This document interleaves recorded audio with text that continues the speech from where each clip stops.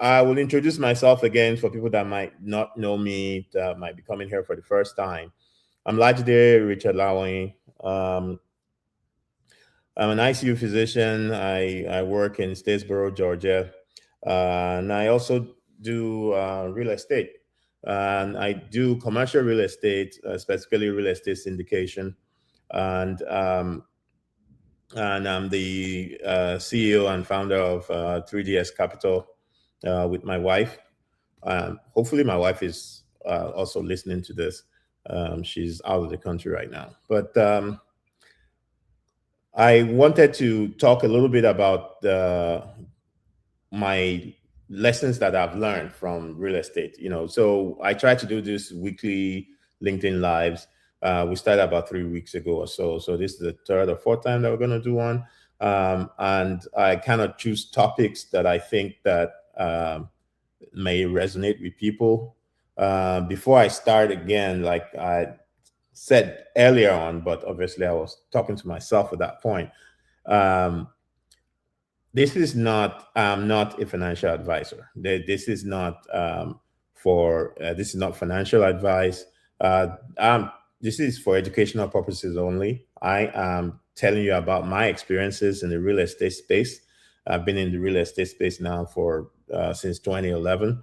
And so I've had some experiences, both the good, bad, and the ugly.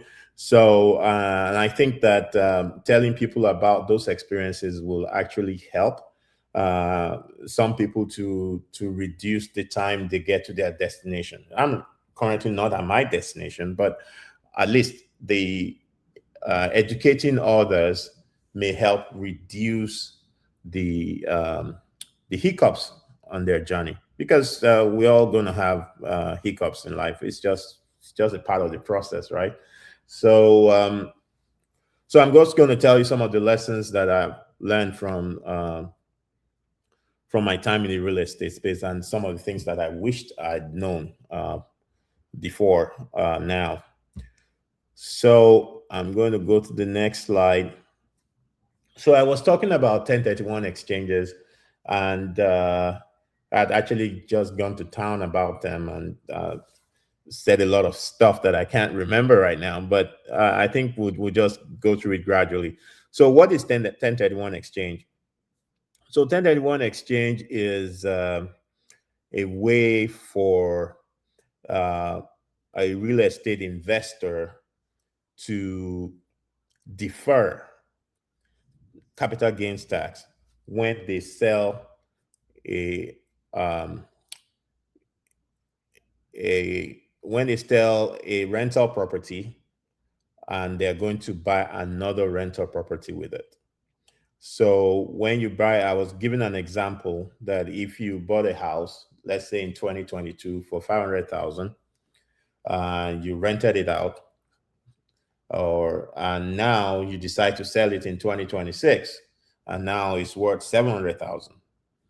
So that 200,000 that you have gained, that is profit.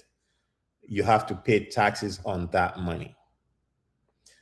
If you bought it in 2022 and unfortunately the house dipped and you could only sell it for 480, so you sold it at its 20,000 loss, then you don't have any capital gains tax. But if you make money because your house is now worth more than you bought it, then that gain that you have is subject to capital gains tax. But there's a way to avoid, not really to avoid, I don't want to use the word avoid, because you're not really avoiding it, you're deferring it, basically. There is a way to defer paying that tax if you buy another property with that gain or profit that you have. You roll it into another rental property.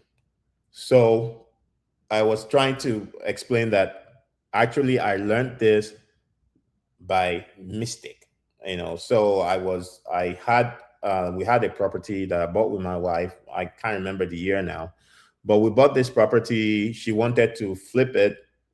It was a single family home. So she did the renovations, and we put it on the market to be flipped after we've done the renovation, and it wouldn't sell. So it was, the generally the real estate market tends to come in cycles. So it was one of the dip of the cycle. So it didn't sell. So after like 2 or 3 or 4 months, whatever time it was on the market for, we decided, okay, we're just going to rent it out. So we'll put a tenant in it for 2 years, and then we sold it. So after 2 years that we sold it, we made some gains. So that gain was now, the next time we're doing our taxes the next year, we had to pay capital gains, and it was a huge amount. So I was like, why are we paying these taxes? So I asked the CPA, like, well, it's capital gains. I was kind of trying to figure out what we could have done about it, and I didn't really get any answers from the CPA. That was back in Michigan. Didn't get any answers. So I started looking by myself. I just knew there has to be a better way. There has to be another way. So it was during my search that I stumbled on 1031 exchanges. And then obviously I got to learn about them much later in the future. And I fully understand them now. And I'm telling you, because I have actually gone through the process of 1031 exchange since then. So I know how that process works, at least from my experience. So it's a process by itself, and you have to follow that process very, very closely. You cannot, because if you miss a step, then you may be found to not have done that process well. So the government will come back for the capital gains tax. So you have to follow that process. And if you go to somebody that does 1031 exchanges very well, they will tell you all the process involved, and they would guide you through. But this is just education, so that you know that there's a process called 1031 exchange that you can use for your properties, your rental properties. So really, what in a nutshell, you literally have to, when you're selling, before you sell that property, you have to identify the property you are going to buy within a certain period of time. And you have to give the money from your property that you're selling to a third party who is now going to disburse the funds to the property that you're buying. So there is, like I said, there are steps involved. So the money doesn't come through your account at all. And I'm saying this because I've gone through the process. So literally, you sell the house, the money goes to a third party who is the person coordinating the 1031 exchange. And it's that person from that account that they're going to disburse the funds to buy the other property. So that's why there is a process involved in it. That money doesn't see your account at all. Otherwise, if it comes to your account, the government doesn't care if you buy another rental property with it. You've not gone through the process of 1031 exchange, and you're going to have to pay your capital gains tax. So that's why you have to go to somebody that is experienced in it, that knows what they're doing, so that you go through the proper channel, and the government don't ask you for a clawback and say, no, you're owing us this amount for your capital gains tax. So that's what it is in a nutshell. If there are any questions, you can put them in the slide, and I'll be happy to answer them. Otherwise, I'll go to the next slide. So this story, it's about not every deal is the right deal.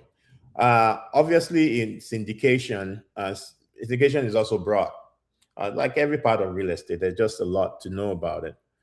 But so for myself, I had not done syndications for a long time. I did my first syndication in 2022. So really what I've been doing before then was to have these properties with my wife, and my wife was the operations person. She was the one really dealing with all the property managers, the people that were managing the properties at different locations, because we had properties in different states. And so obviously we didn't have all our properties locally. They were spread out. So we had to have property managers in every state that we had properties in. And she dealt with them closely. And while I just worked in the ICU. So anyway, but I did the first syndication in 2022, and I was a limited partner. And I remember doing two syndications, and most syndications you can't do them with less. With you have to do them with 50K or more. So I did two syndications, and I did not really do my due diligence with those syndications. So you need to do your due diligence. What is most important from my standpoint and my experience with a syndication is the operator. No matter how great a deal looks, if you don't have a good operator, things may turn negative very quickly. So it's always good to vet your operator, but I didn't do any of that. So well, you have to look at their track record, look at what they've done before. You have to look at the way they communicate with you, if you hear from them regularly or not, if they are transparent with you or not, if their alignment aligns with your values or not, if they actually have a skin in the game themselves. Do they actually invest alongside their investors, or they just say, "Oh, this is a great deal, invest in it," and they don't even have any skin in the game? If you know what I mean. So, from my experience, like I said, I did two syndications. I literally did not ask any questions. It wasn't just. It was just like, wow, this deal looks good. Let's go for it. And I paid dearly for that. And it wasn't fun at all. I lost 90% of my investment in that deal.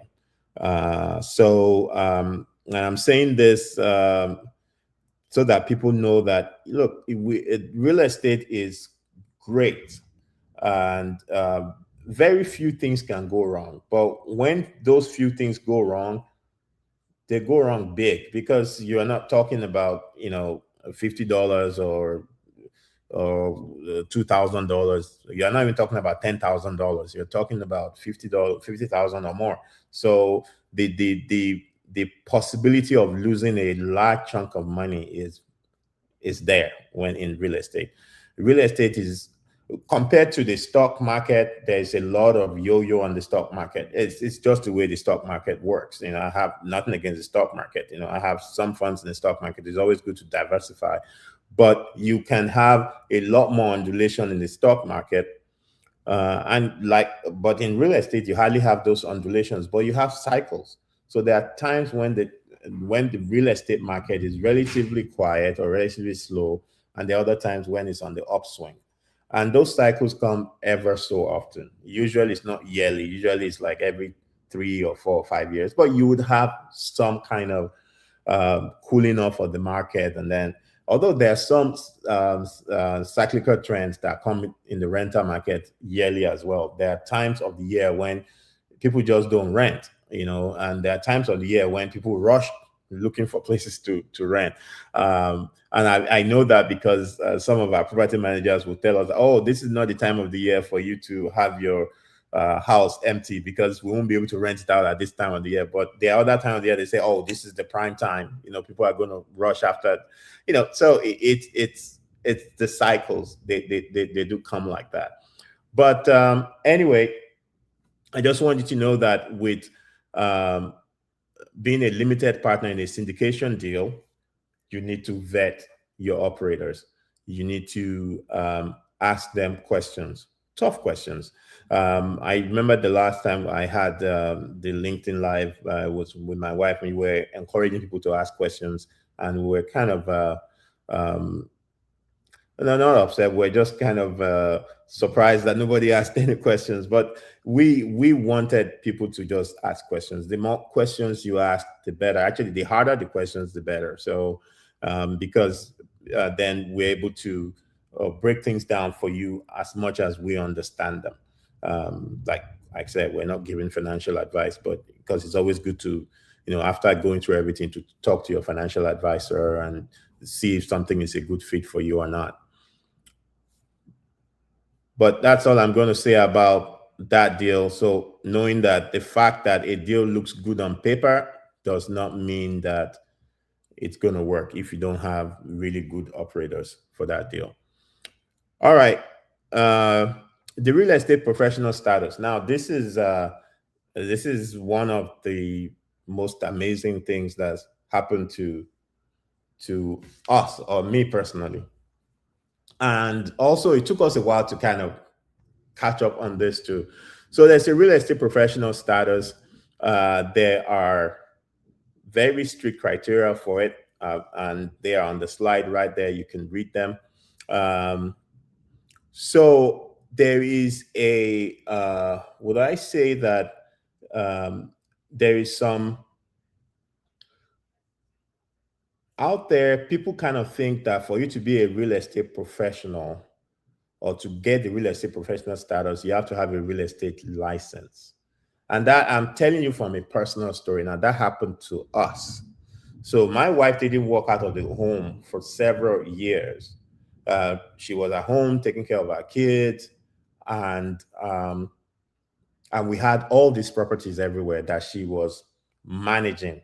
She was spending a lot of time with property managers on the phone. She was having to travel to some of those places to see what they are doing. She was doing flips in Florida. We were living in Michigan.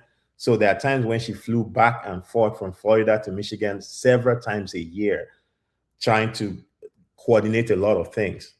So she definitely was she had the real estate professional status, but we didn't know that. And we asked our CPA back then, and but the advice we got was that she needed to have a license, a real estate license. So I actually remember that we bought her the books. She was supposed to sit the exam, but that never happened because other things got in the way. So she ended up not sitting the exams, and for several years we didn't claim the real estate professional status, which we did not need exams for to actually claim in the first place. So, but generally, there's just that thing out there that for you to be able to have a real estate professional status, you need a real estate license. In the eyes of the IRS, you do not need a license to be a real estate professional status. You just need to qualify on what we've outlined here. So you have to spend 750 hours or more per year in real estate activities, and also you have to if you have another job, then more than 50%, so let's say 51% and above, must be in real estate. So if you have another work you're doing, maybe you're working part-time, then more than half of your total hours of work must be in the real estate. So 750 hours per year, and more than half of it must be in real estate if you have another work you're doing. So obviously from that, my wife qualified for it, but we just never took that benefit. And what that benefit does mainly is that if you have a spouse who has a W-2, generally when you have a W-2 and you're doing real estate on the side, the IRS sees those as two different buckets of income. One bucket is the active income, that's your W-2. That's if you're an employee, that's the active income. And then everything, your real estate and all that, stocks, all that is in the passive income bucket. So you have the IRS does, the two buckets do not meet. They are treated totally differently. So there's a passive bucket and an active bucket. But if you are married and one of you is able to fulfill that real estate professional status, guess what?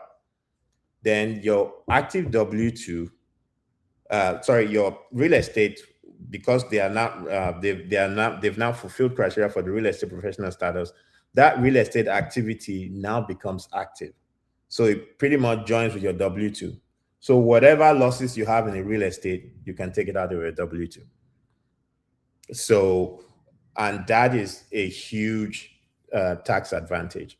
So that's why the real estate professional status is very important. So family of physicians, that somebody is the husband is a physician and the wife is stay at home, or the other way around, the wife is a physician and the husband is stay at home. It's a great strategy for them. If both are physicians, then it's more difficult for somebody to have a real estate professional status. The way to go about that, some people will tell you, is to go with what they call short-term rentals, which is a loop. But actually, being a real estate professional status is not a tax loop at all, or it's a tax hole or anything like that. You're not. This is baked in the IRS, in the tax codes, or whatever they call them. So once you can qualify for the real estate professional status, you can make whatever income you make in your real estate activities will now no longer be passive; it will be active, and that comes with a lot of tax advantages. So I think that's all I got. I know I've waffled on for so long. I apologize for not starting late, because that was which we can talk about. That was actually an improvement. We didn't start late today. I just happened to talk to empty space and just happened to be talking and nobody could hear me. But we fixed that. So the big takeaway. Real estate rewards the educated investor. Like I said, I've had wins, I've had some losses. I've discussed some of them with you. But overall, since 2011, we've done really, really well. But we decided in 2020 and towards the end of 2024 to go into the commercial real estate market and start multifamily syndication as a way to scale our business. So, which is part of what I'm doing right now. But you need to educate yourself. It really helps you out. And some of these lessons, like I said, they cost me something. Some of them cost me my time. Some of them cost me my income or money or financial resources. And some of them cost me some opportunities. But, I'm still here though. And I was still in the black and we still did well. It's being in real estate will have, just like any other business, you have your upsides and your downsides, but there are very, very few spaces that is as solid as real estate. Some of the things that in real estate are a little bit speculative.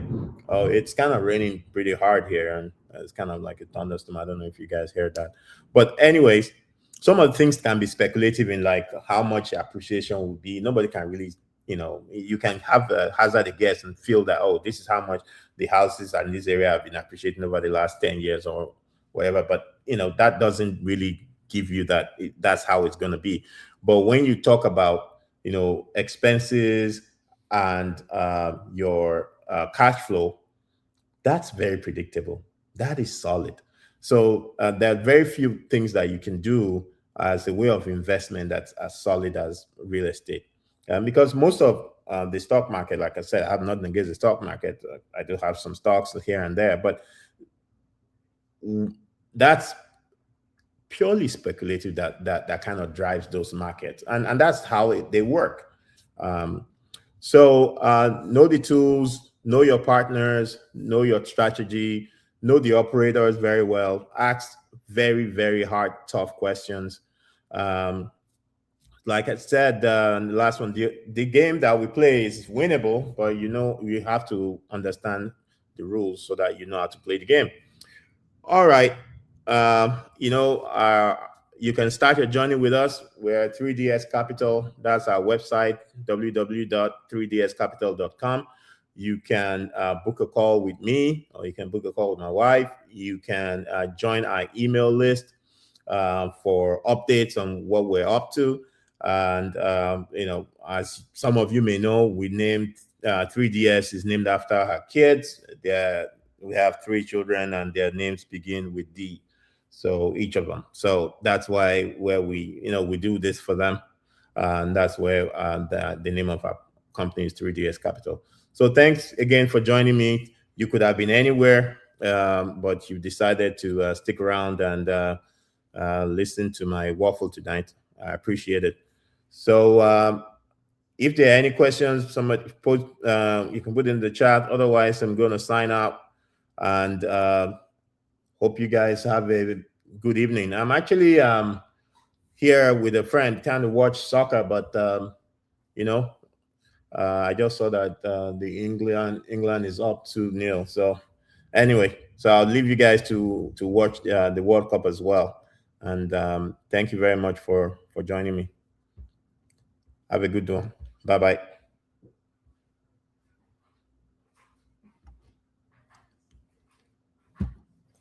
Oh, I don't know how to do your stuff.